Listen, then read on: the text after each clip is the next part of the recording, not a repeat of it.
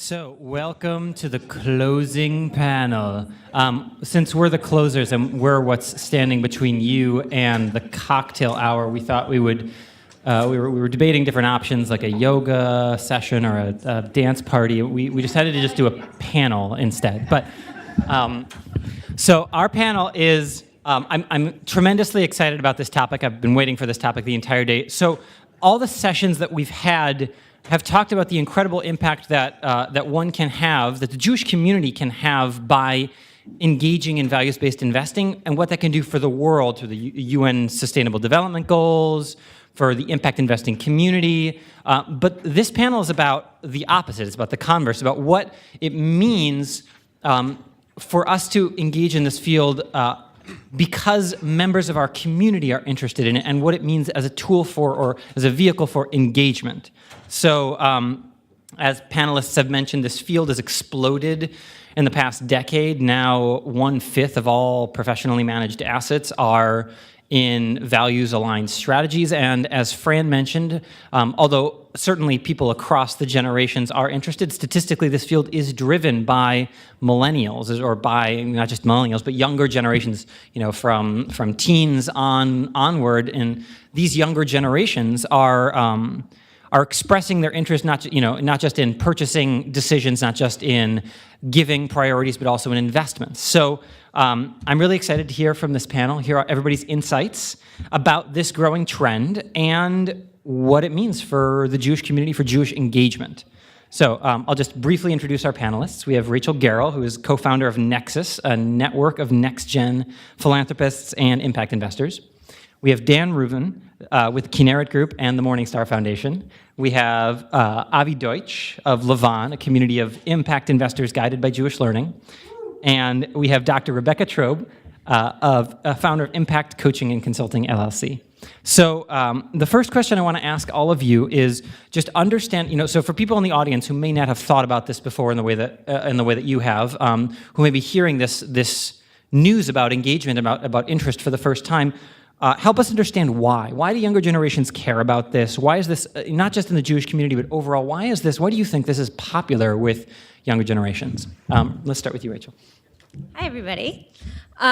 So I think that the question of why next generation of millennials are interested in aligning their money and their values is actually a little broader than just impact investing.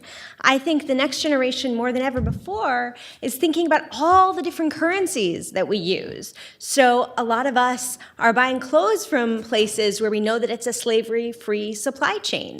And we're downloading music only from providers that we know are being good to their artists. And so it just stands to reason that when we're thinking about how the 95% of our money is invested, we'd be looking to align it in places that actually do meet the values that we hold dear. I think that people are going to hotels where, as you've seen, there's a little sign that says, if you want us to save water and not wash your towel, hang it on the hook. And I would venture to put money that more millennials are putting their towel back on the hook than on the floor. So I think this is a natural extension, but it can be the most powerful extension of how millennials are thinking about living their values, not just investing with their values. Hi, everybody. I totally agree, right? This is a generational shift, and just because our generation is driving it doesn't necessarily mean that it's a new thing, right? This is an old tradition. The major difference is that now there are trillions of dollars that are changing hands from one generation to the next, and maybe from 2 generations older to our generation. Therefore, we become the ones in charge, and we're the decision makers. So that's the difference, right? We feel very strongly, as Rachel said, and I agree with everything you just said. And then how do you take it from very traditional institutional asset management, for example, and decentralize it? It's not an easy task, and especially when you're like a salmon fighting upstream with that battle. And there are very few people that are doing that. So you have to go with what the best products are. But once you have your goals, again, it's sort of like, I want to save water, so I'm going to go to a hotel that allows me to do that. You have to do the same thing with investing in general. What are your values? List them out, and then go and figure out what tools you have available to execute them. Rachel said it nicely that this is part of a broader shift, and I think the key idea here is that the next generation is more likely to see financial decisions as moral decisions, alongside how they consume and how they work, and a variety of other things. And I think we're seeing a movement towards a new generation of social change at large. And that has big implications for the Jewish world. When you survey wealthy millennials, only 36% of them say they see philanthropy as a core tool of social change. But they're much more likely to see impact investing in how they work and how they invest. And we need to make sure we're capitalizing and we're ahead of this movement, because otherwise the next generation of entrepreneurs, philanthropists, and talent are not going to find opportunities to do this within the Jewish world.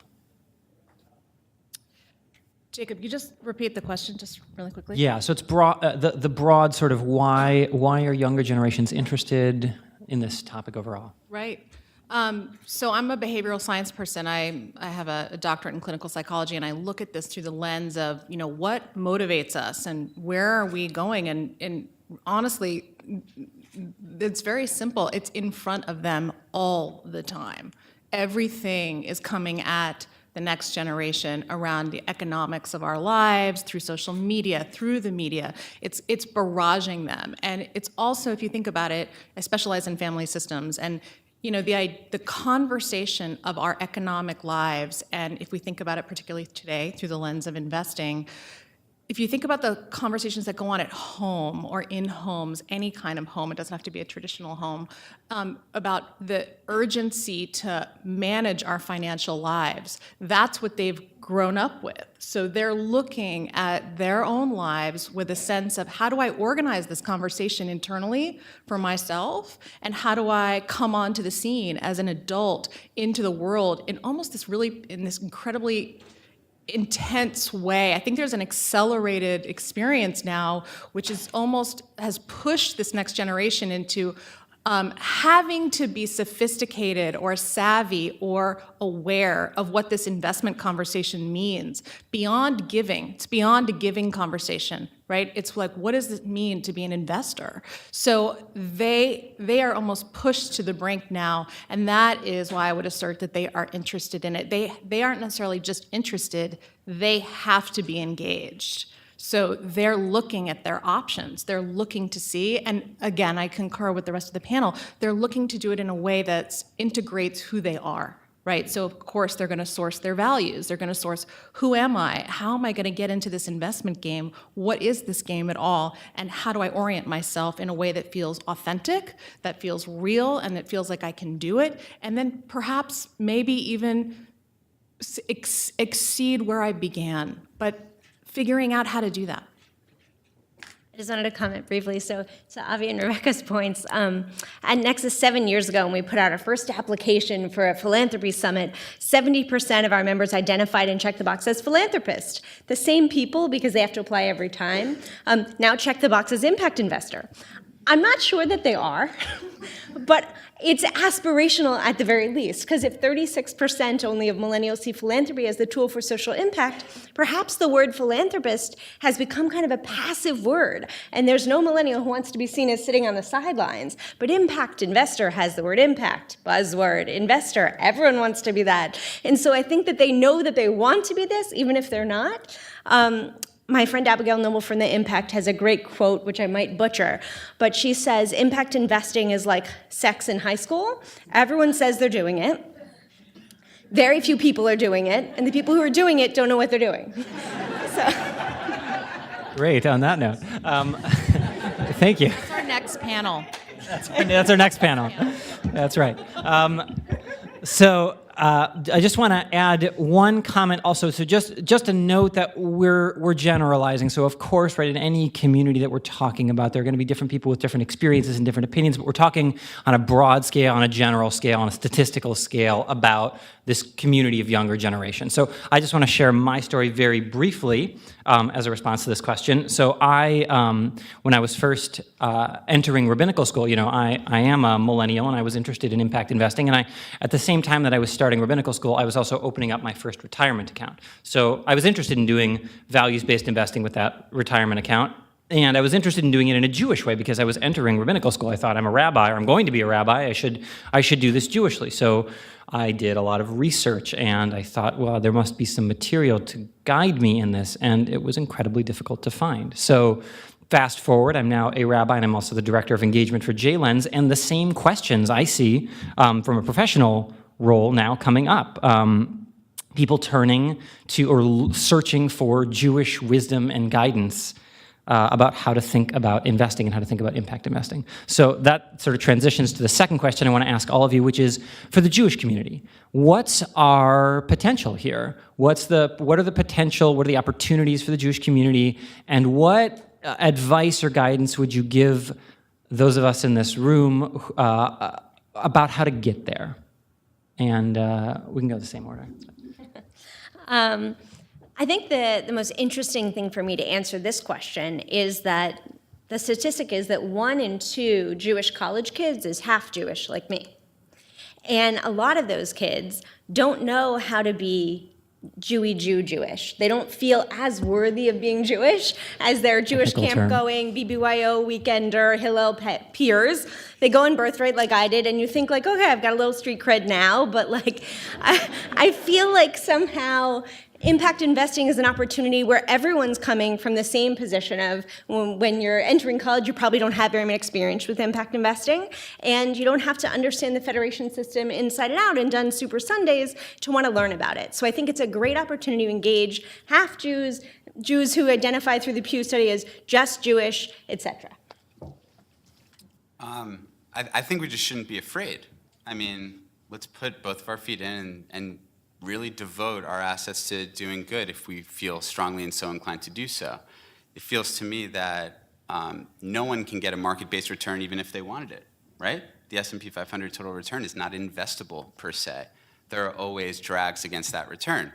Therefore, no one can get the market-based return that they so dream about. It's kind of ridiculous in a way. Why not, instead of taking those assets and, for example, handing them to a large asset manager who is pooled, with the whole wide world, take that percentage of assets and start to dip your feet in, do good with those assets, realize that you will be making a return, something, anything from it, and you're immediately starting to add value to your money and what your goals are. It seems like a no-brainer to me, and I think to your point about millennials and things like that, we have a natural distrust for the system growing up during the Great Recession, right?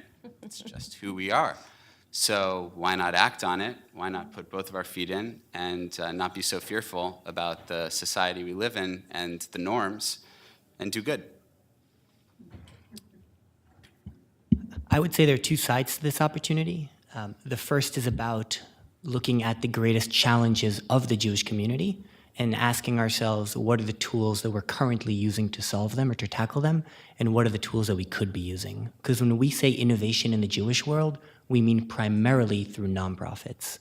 And like I said, the world of social change is evolving, it's changing, and we have not even scratched the surface of market-based solutions to Jewish challenges.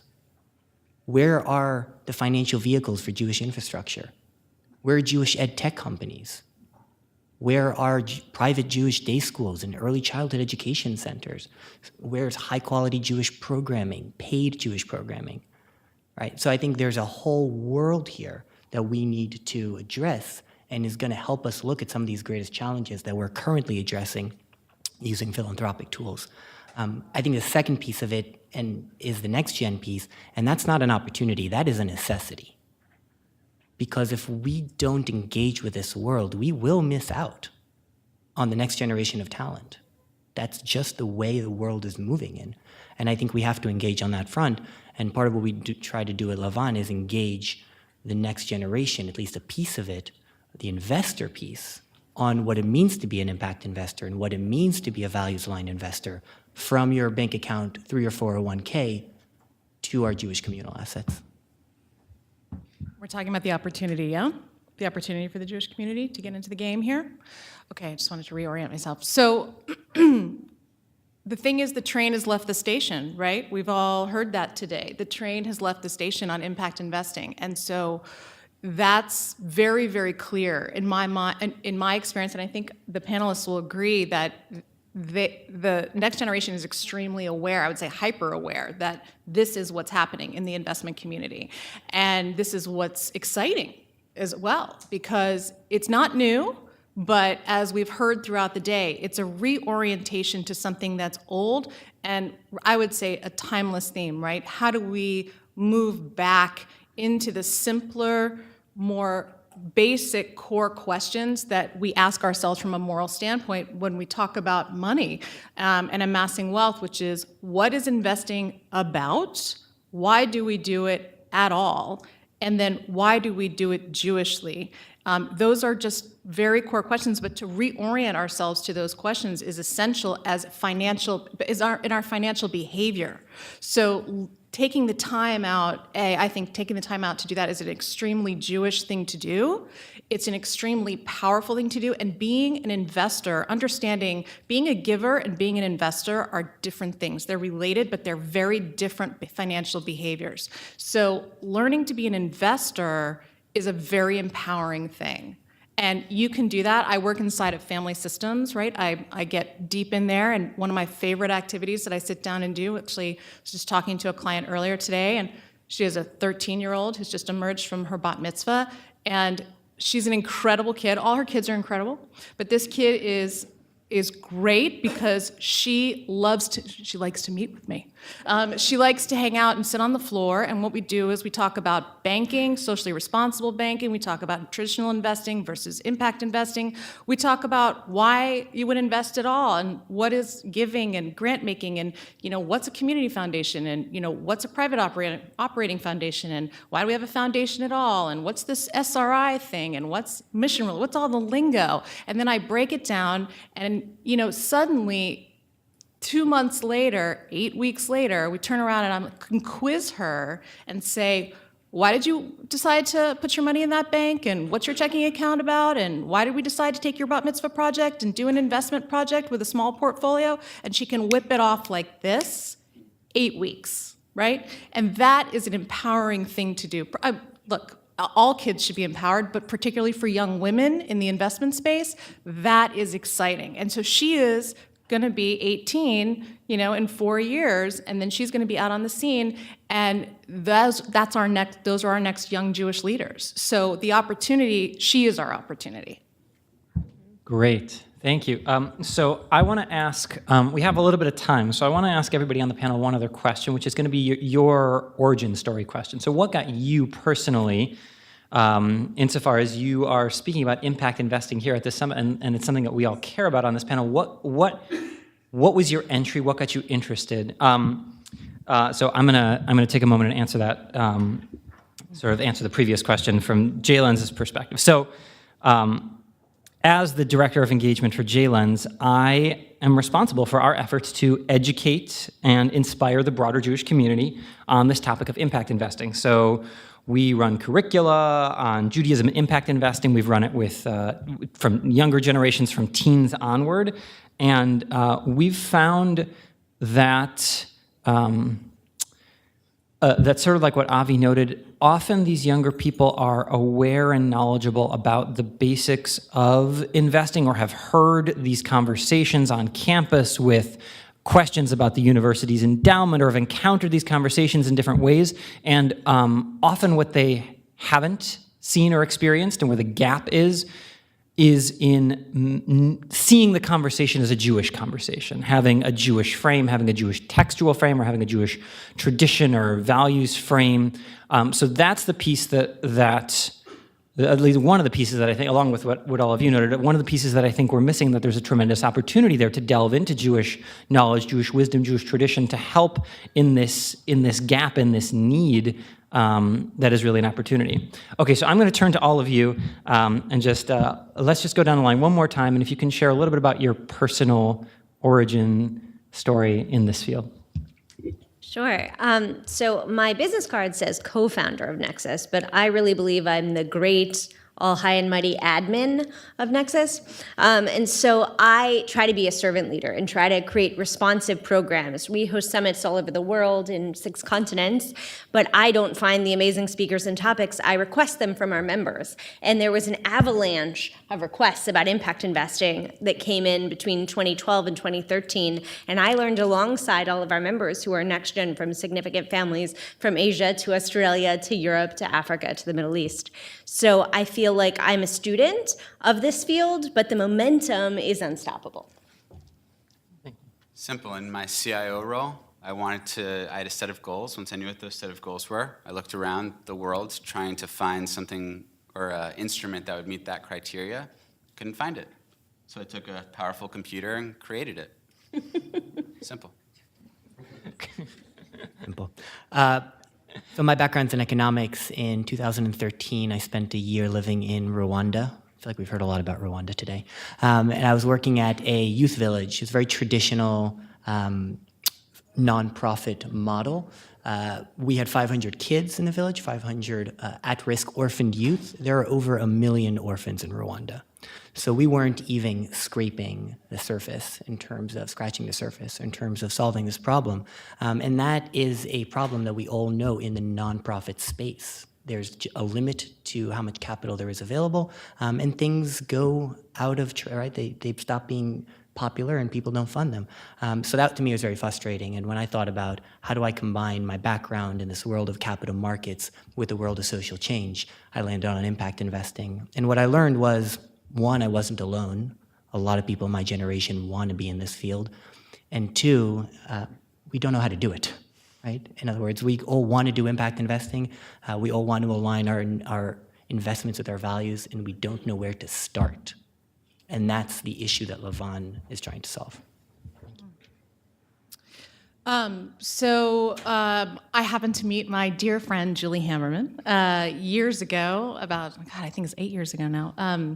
I happened to park myself. I emerged out of the world. I was at a large financial institution in a small group of the Family Dynamics division of the high net worth family office, developing that platform with my colleague and a bunch of colleagues at the time. Right around the time of TARP. So it was an interesting, challenging time. And I was doing the family dynamics work, and I was the right hand to the trust and estate attorney, and I was developing all of the work around wealth succession, and sometimes that worked with philanthropy, and then we were completely separated on the platform from the investment advisors. And it was just a very fragmented process. And I grew up in a very integrative home. My parents are from Western medicine and Eastern medicine, and they practice in this holistic model. So I grew up in that kind of thinking, like, why are we separated? This should be all together. And it just made no sense to me. And I was frankly, deeply uninspired by that model. And I left shortly, about 2.5 years in, I left to go start my own firm. And I was really bereft, for lack of a better word, about what I was going to do. And so my own values were, really important to me at the time. And so I parked myself at the Impact Hub in the middle of San Francisco, because I live in the Bay Area, and I parked myself next to B Corp.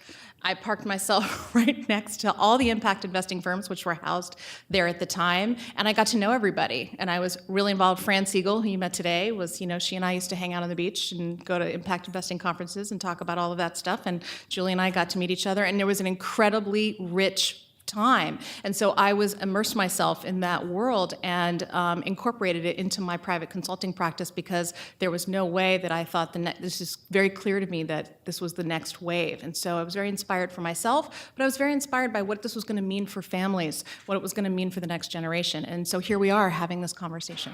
So. Great. Okay, we have time for a few questions. So if you have a question, please raise your hand, and our staff will circulate around. There's two in the back.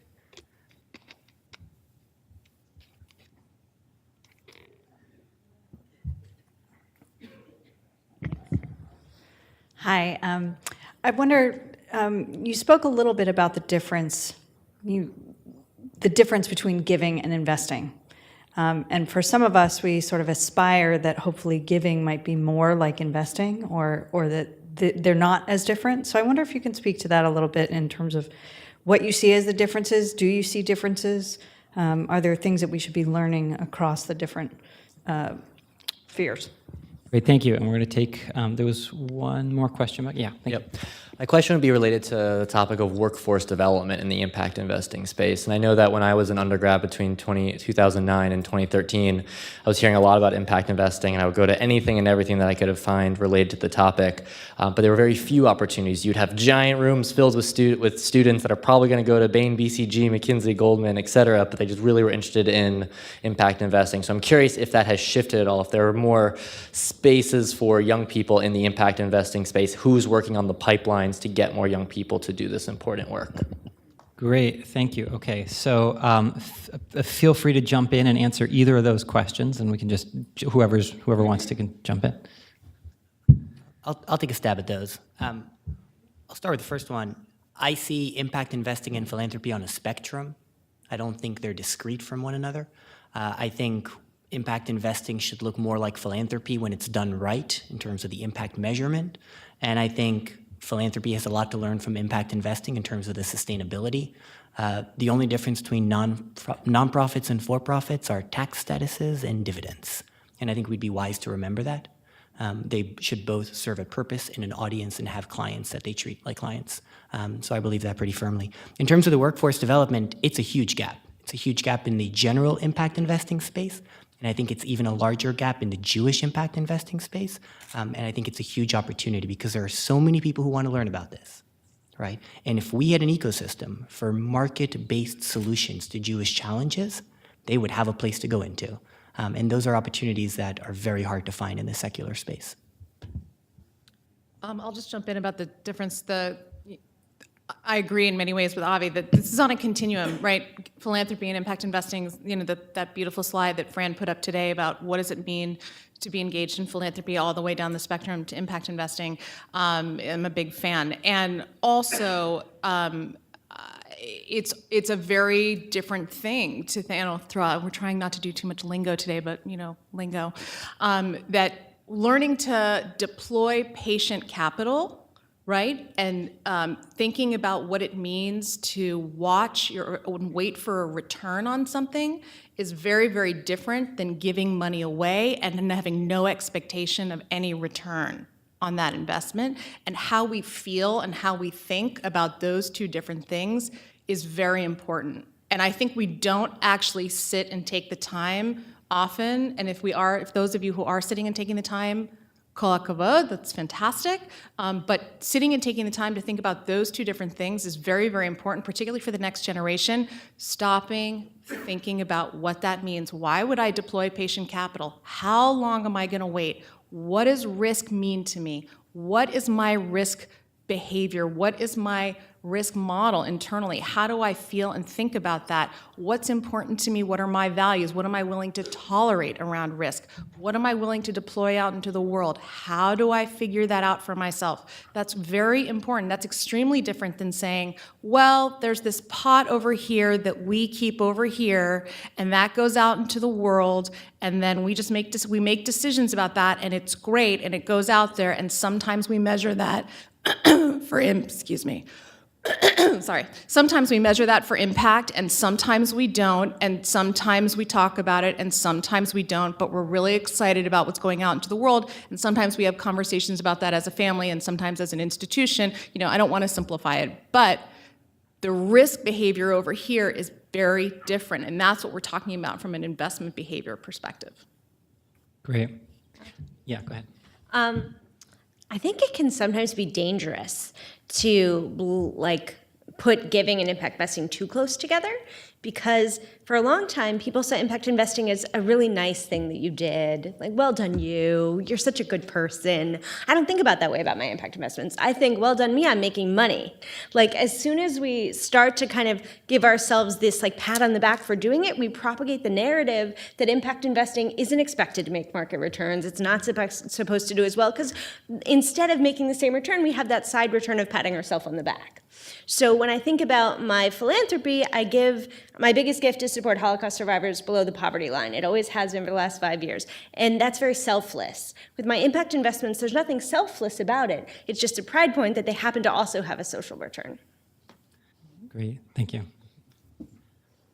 Okay, there's one question back there and one question over here, and that I think will be it for us.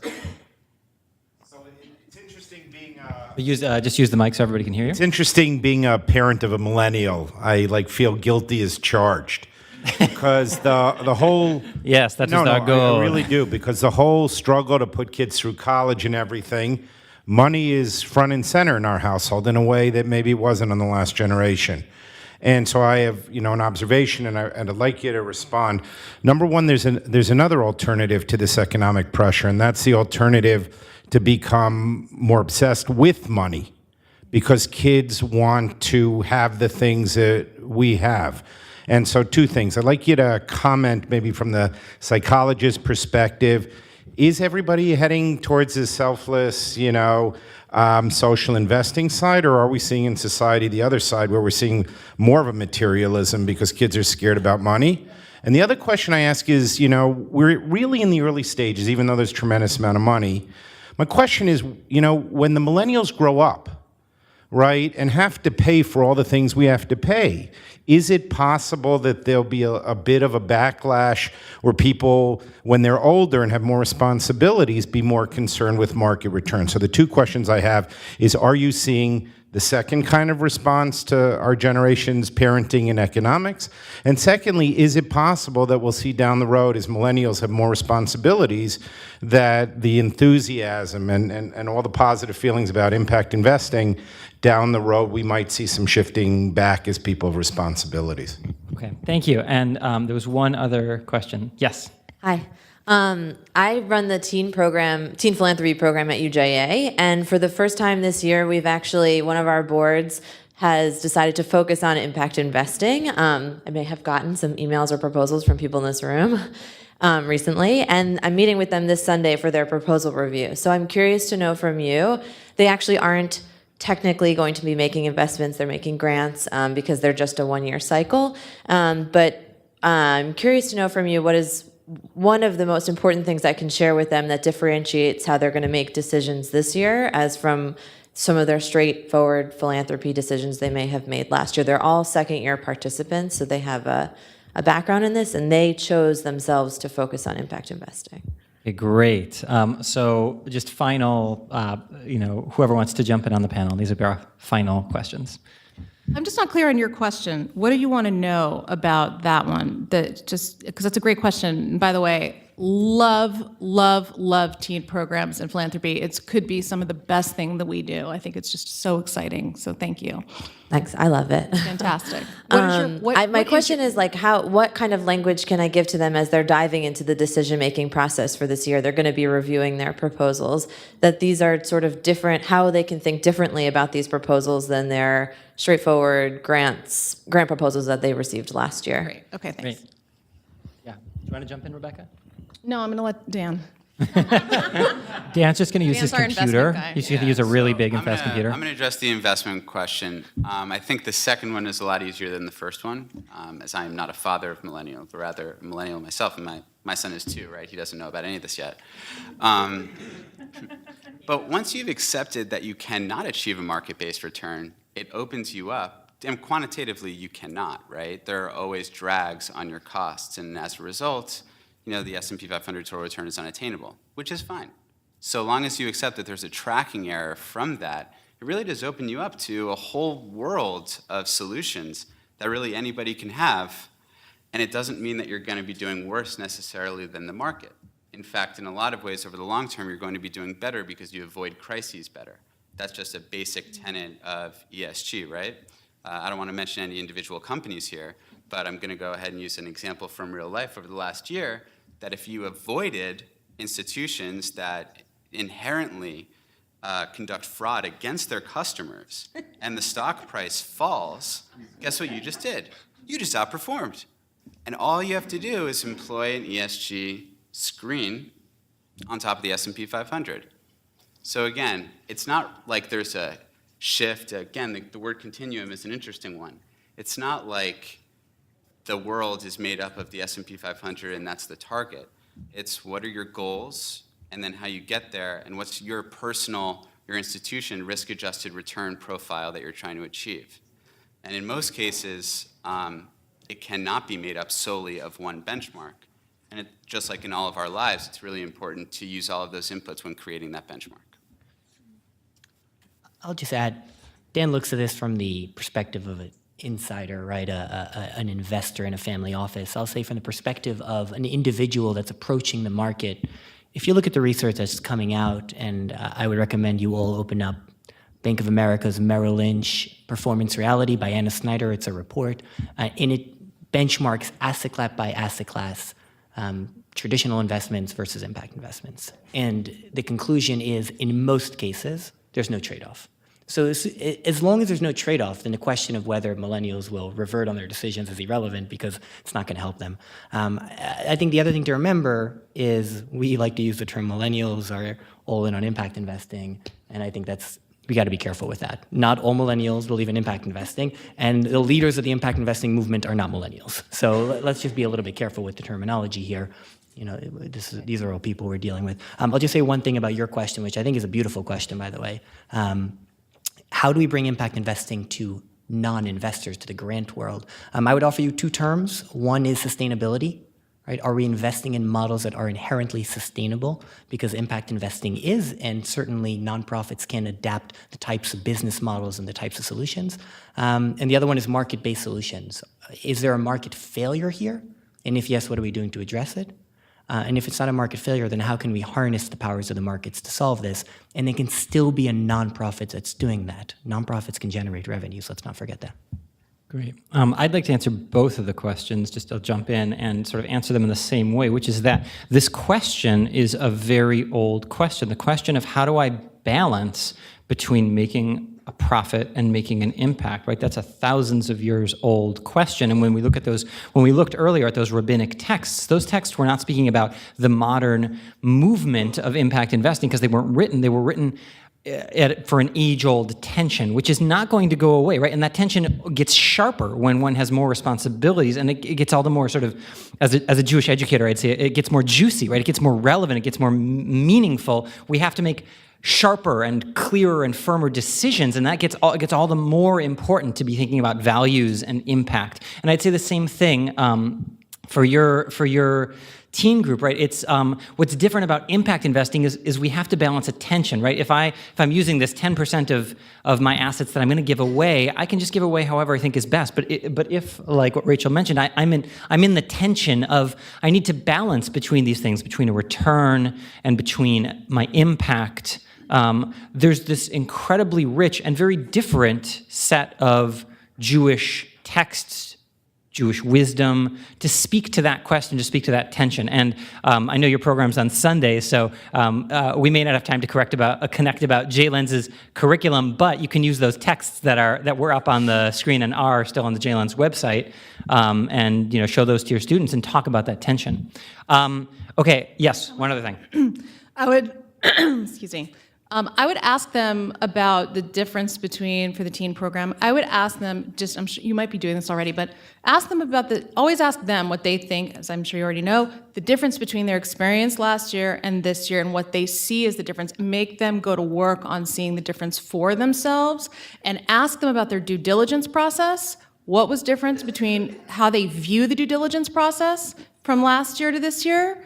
And then also, what was the risk experience? Right? And as a group, if they're doing group decision-making, are they doing group decision-making? What was the difference between doing the group decision-making last year versus this year with both of those things involved in the process, right? And those are with all the measurements, those are some great questions to ask them, and ask them to come up with their own metrics as well. Like, what did they think, and performance, right? What are they hoping for in terms of performance for this process, for this year?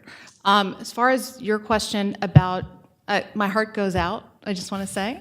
Being, I'm not a parent, but my mother is here today. And so we're doing a multi-generational day. She's the development chair for the American Jewish World Service, and they're about putting together an investment committee. So we're having a great day together, learning, and it's exciting. That's